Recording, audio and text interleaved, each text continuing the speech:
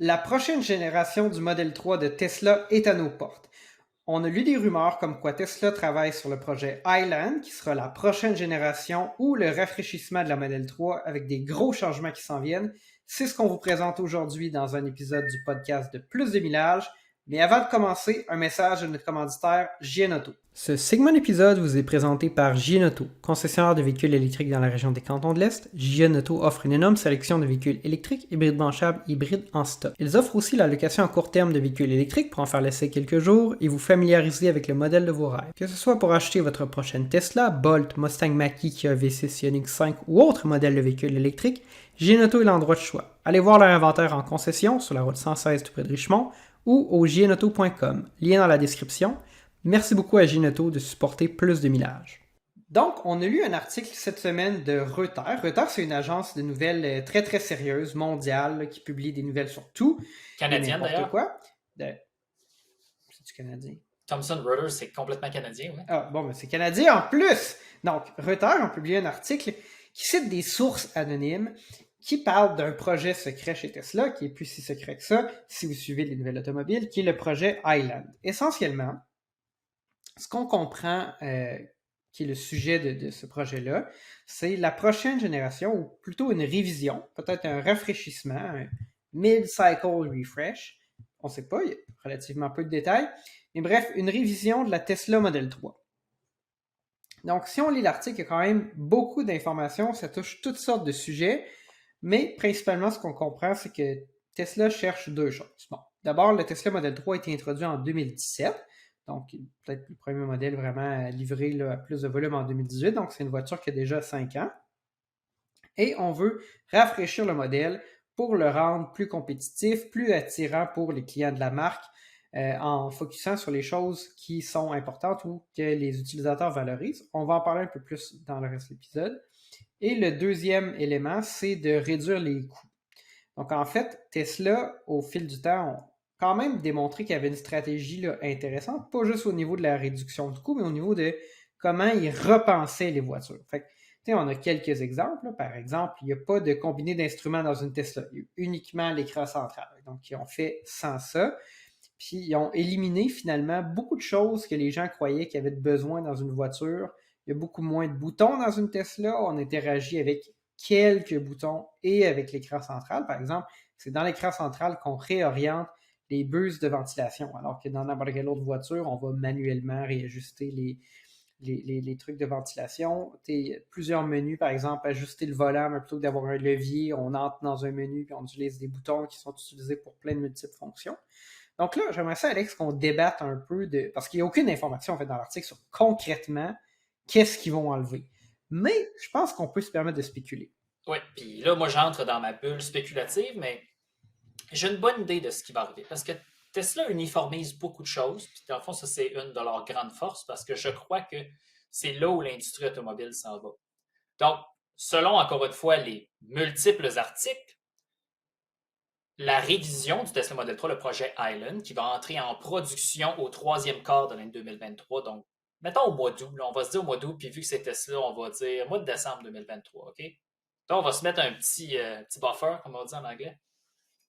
Mais aussi, quelque chose de très important dans l'article qui dit ils vont faire quelque chose de similaire à la révision du modèle S, comme le modèle S Plaid, le projet Raven. Dans le fond, qu'est-ce qu'on a eu dans ce modèle-là? Bien, évidemment, on a eu le juke, le volant, le yoke. Moi, je ne crois pas que ça va faire partie de la révision, mais il y a quelque chose de très important sur ce juke-là. Les clignotants, les essuie-glaces et le levier de vitesse a été complètement relocalisé. Donc, tu veux sauver des coûts, tu veux enlever des composants. Dans l'intérieur de la modèle 3 et du modèle Y, il ne reste plus grand-chose. Qu'est-ce qui reste? Il reste le levier de vitesse et le levier des clignotants essuie-glaces et l'appel de phare. Sur le Tesla modèle S et le modèle X, Raven, de la génération Plaid, peu importe, ben ça, c'est tout rendu sur le volant, un peu comme une Ferrari 458 Italia. Je ne sais pas si tu te souviens de ce véhicule-là, Gab, là, en oui, 2012. je me rappelle la Ferrari 458. La dernière Ferrari V8 à aspiration naturelle. Donc, évidemment, je me rappelle avec un limiteur à 9000 tours. Donc, c'est sûr que je me rappelle la 458 Italia. Mais je pense que tu as raison, en fait. J'avais moins pensé à ça parce que l'article, il dit pas grand-chose, mais il parle de l'intérieur, de simplifier l'intérieur. Donc, clairement, c'est sûr que ça va être dans la même veine que ce qui était fait avec les modèles S et X. Je pense que, premièrement, d'anticiper dans quelle direction on veut aller, que ce soit vers l'avant ou l'arrière, et de le présélectionner, ou de permettre manuellement là, de slider. Quoique, dans les modèles S, comme le modèle S-Plate qu'on essaie, il y a tout de même des boutons là, qui vont comme, disons, s'appliquer par-dessus, peu importe ce qui se passe, parce que il faut qu'il y ait un override. Là, puis, bon, évidemment, là, si l'écran ne fonctionne pas, il faut que tu sois en mesure de conduire ta voiture. Donc, il y a des boutons pour ça. Mais je pense que Tesla va sûrement vouloir aller plus loin que ça. Ça me surprendrait qu'ils nous servent uniquement du réchauffé. Fait que là, c'est sûr que j'avais plein d'idées farfelues, là, entre autres. Peut-être qu'ils vont éliminer, par exemple, les tapis ou le recouvrement du plafond, puis mettre des revêtements pulvérisés qui prennent pas de temps à installer ou qui peuvent être installés par des robots, des choses comme ça. Fait que je pense qu'on est libre de spéculer. Mais là, je pensais à ça aujourd'hui, pendant que j'étais censé être en train de travailler. Non, c'est pas vrai, c'est une blague.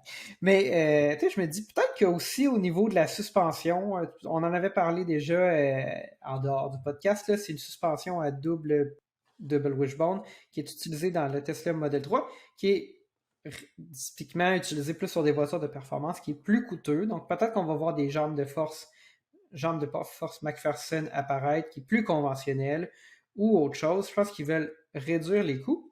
Puis sûrement qu'on va voir apparaître des choses, là, sûrement pas nécessairement des fonctionnalités, mais des trucs qui vont disparaître là, dans ces modèles-là, puis qui vont juste pour réduire les coûts, en fait.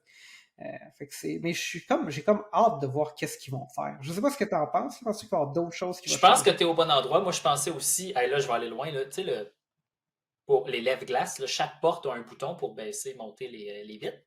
Ben, on peut probablement mettre ça dans l'écran tactile, peut-être. Hein? Si on a fait ça avec tout, on peut peut-être. Ensuite, tu sais, dans le fond, Non, mais imagine Alex Tesla, là. Peut-être que tu vas aller au McDo, puis Tesla va détecter que tu es au McDo. Puis dans le fond, elle va te faire apparaître un bouton sur l'écran central. Quand tu es prêt à ouvrir ta fenêtre, tu pèses dessus, puis elle se rouvre toute seule. Ouais. Ben, il y a des limites probablement parce que dans le fond, que ce soit dans l'Union européenne ou en Amérique du Nord, il y a des normes. En Amérique du Nord, c'est la NHTSA, le National Highway Traffic Safety Authority Association, peu importe. Là. C'est eux qui font à peu près les normes, puis le Canada suit toujours à peu près ces normes-là. Il y a des limites. Là, on s'entend, il y a des choses qui doivent être redondantes, il y a des contrôles qui doivent être physiques. Le fond, quand on met sur les feux de positionnement, là, les 4 flasheurs, comme on dit en anglais, les hasards, ça, c'est un bouton qui est fixe. Là, il est au plafond dans les Tesla Model 3, Model Y. Il y a des choses qui ne pourront pas être remplacées par des interfaces graphiques ou des boutons tactiles. Mais évidemment, on peut spéculer, on peut enlever, tu sais, dans une Tesla Model 3, Model Y, il y a 2 chargeurs sans fil pour des téléphones. On pourrait peut-être juste en mettre un. Encore une fois, ça serait, on enlèverait des fonctions pour les clients. Mais je pense pas que. Je pense que c'est naturel de penser que Tesla va faire ça, enlever des fonctionnalités pour réduire le coût. Mais je pense pas qu'ils vont enlever des fonctionnalités. Je pense qu'ils vont enlever des composantes, mais ils vont vouloir rester premium. L'ajustement des sièges, regarde. Oui, c'est vrai, on en avait parlé, justement. Il n'y a pas de raison que. Puis, en plus, tu peux ouvrir ta Tesla avec ton téléphone. Fait qu'on a juste à présélectionner, peu importe c'est quoi ton setting en fonction de la personne, puis les ajuster, puis au pire, tu as un menu dans l'écran central.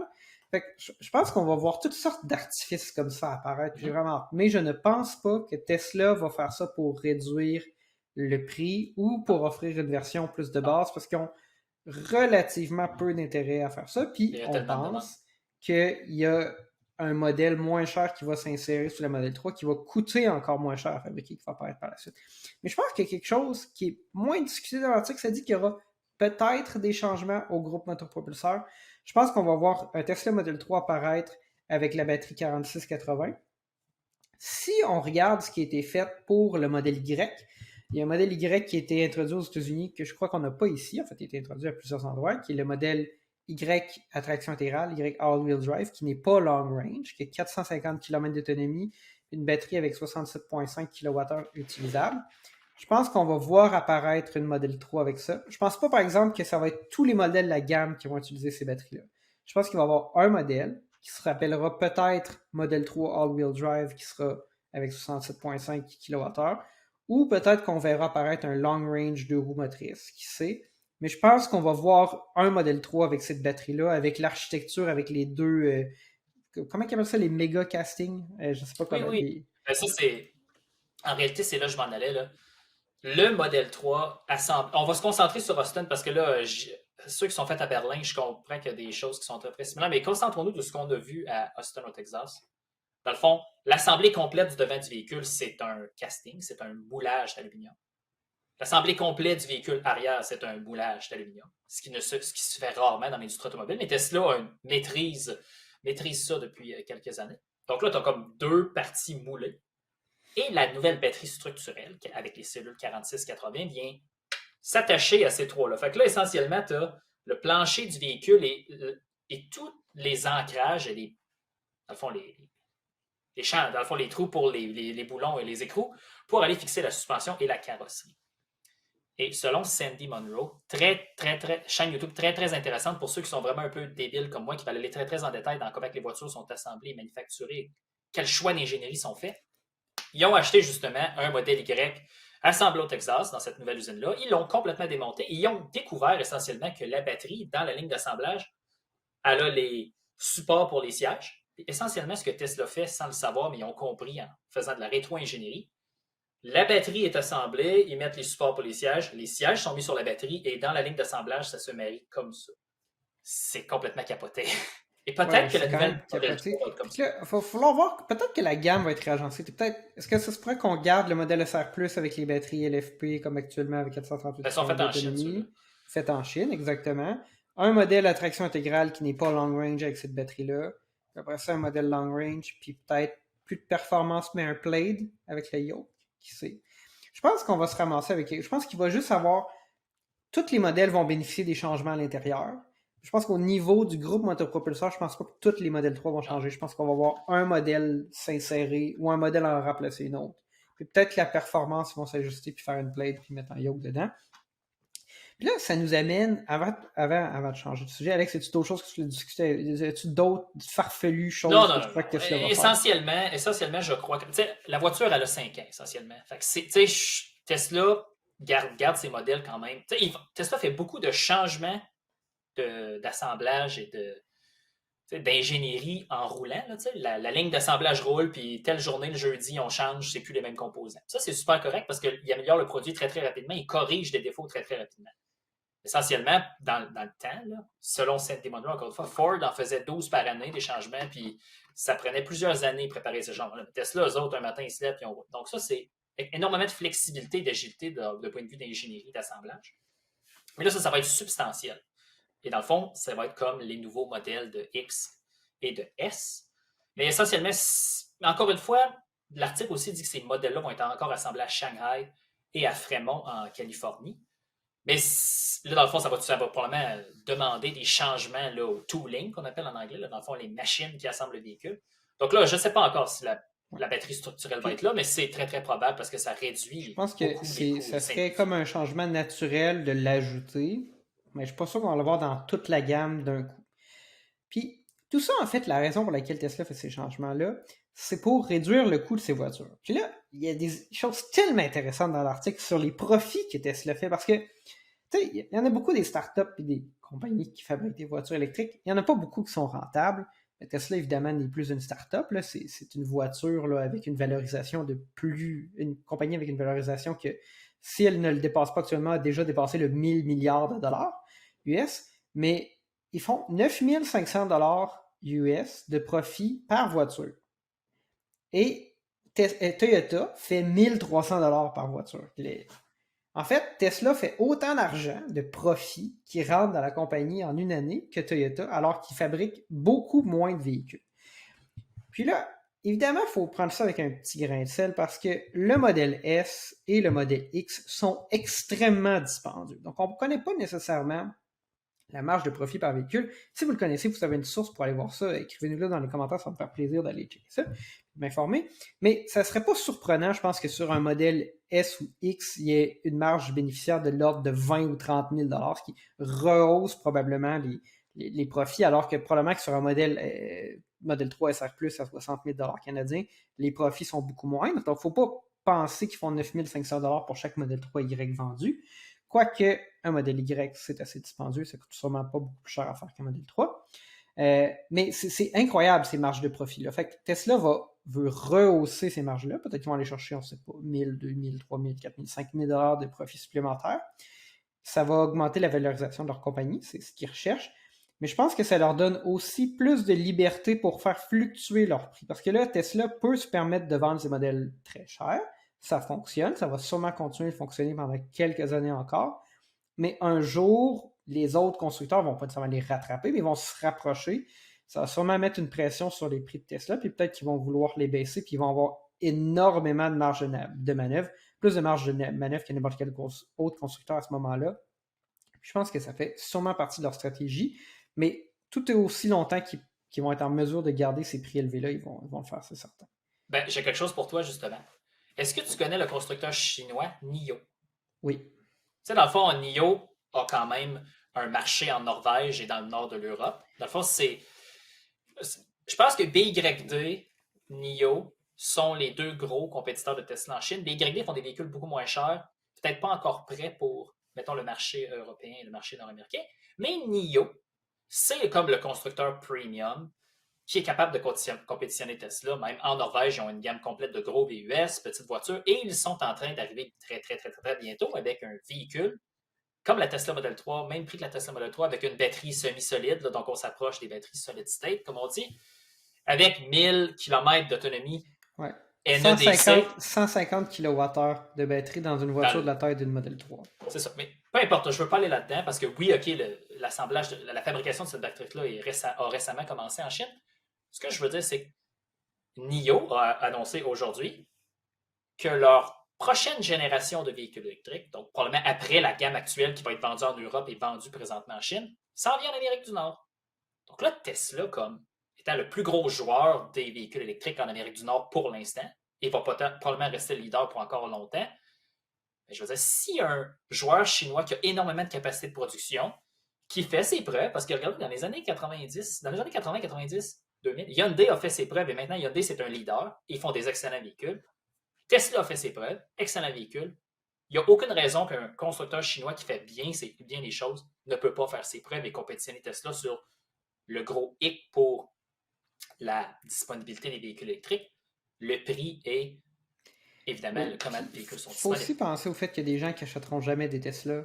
Jamais. C'est comme les gens qui aiment l'Imperium SUV. Ces gens-là, ils adorent l'Imperium SUV. On ne sait pas pourquoi, mais ils l'aiment. Puis il y a sûrement des gens qui vont tomber en amour avec les NIO. Il faut quand même, je pense qu'il faut être réaliste. Le 1000 km d'autonomie, ça n'arrivera pas. Mais non, mais Gab, c'est le NEDC. NEDC, ça veut dire en anglais Not Even Damn Close. Oui, je sais, évidemment.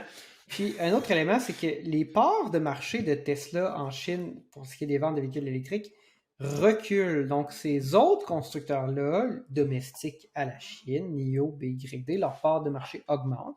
Ils vendent de plus en plus de véhicules. Plus ces véhicules-là sont bons, performants, adéquats, fiables, plus ils vont prendre des parts de marché, parce qu'évidemment, c'est un pays qui est peut-être plus nationaliste. Les gens, ils veulent des produits qui sont faits là, qui sont des marques là, locales. Donc, Tesla, peut-être qu'ils vont vouloir localement ajuster leur prix. Peut-être qu'ils vont vouloir baisser leur prix en Chine pour rester compétitifs. Puis, ils veulent réduire leurs coûts pour atteindre ça. Donc, je pense que, en tout cas, j'ai hâte de voir ce que ça va donner, tout ça. Peut-être qu'on va voir un modèle 3 plus abordable apparaître. Ça me surprendrait. Probablement qu'on va voir un modèle 3 avec les nouvelles batteries apparaître, ça c'est très probable. Puis on va certainement voir un modèle 3 apparaître avec moins de morceaux dans l'intérieur parce que ça coûte moins cher. Ça, c'est sûr que ça va arriver.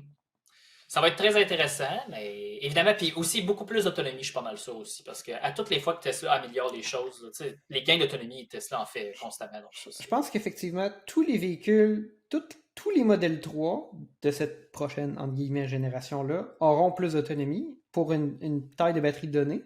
Est-ce qu'on va voir une modèle 3 super long range apparaître avec une batterie, disons, de 90 kWh? Je pense que c'est très spéculatif. Je pense qu'il y a plus de chances qu'on voit une Tesla Model 3 avec 67,5 kWh de batterie, qui serait comme une nouvelle taille, qui n'existe pas dans le Model 3. Mais une plus grande batterie, je pense pas. En même temps, s'il augmente ne serait-ce qu'un peu l'efficacité du modèle long range, il va atteindre plus de 600 km d'autonomie, puis c'est déjà très impressionnant. Non, ça va être très intéressant. Évidemment, on va suivre l'évolution de cette nouvelle et de ce fameux projet Island, et on vous tient au courant lorsqu'on a d'autres nouvelles. Gabriel, en terminant, as-tu autre chose? Non, mais j'invite les gens plus à nous écrire dans les commentaires. Est-ce que vous croyez à ces spéculations-là qu'on fait? Est-ce qu'on est dans le champ? Est-ce qu'on devrait lire autre chose? Y a-t-il quelqu'un qui a raison puis nous on a tort? Ou est-ce qu'on a raison puis les autres ont tort? Écrivez-nous ça. Puis écrivez-nous aussi si vous voulez voir plus de contenu sur Tesla ou moins. C'est sûr que d'habitude on se garde une petite gêne, on essaie de tout couvrir, mais en même temps, Tesla, ce sont les leaders dans le monde du véhicule électrique. On peut pas passer à côté d'eux. Donc, on essaie d'en faire un peu, mais pas trop. Là, ça fait 2 podcasts de suite où on parle de Tesla, mais bon, c'est la vie. On vous dit à la prochaine.